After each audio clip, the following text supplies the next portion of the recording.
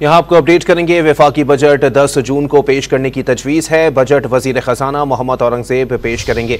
कायम मकाम सदर को भी आगाह कर दिया गया है। मज़ीद जानते हैं डॉन न्यूज़ के चीफ रिपोर्टर सनाउल्लाह खान से। सनाउल्लाह, अपडेट कीजिएगा, इस बार बजट में आवाम को कोई रिलीफ मिलने की तवक्को है?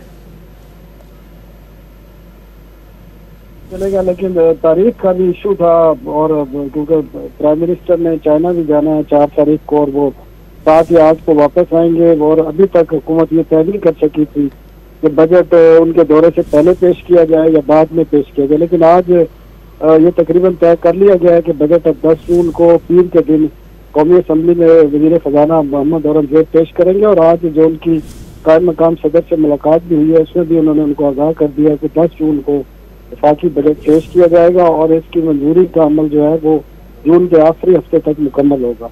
जी, बहुत शुक्रिया सनाउल्लाह खान अपडेट करने के लिए।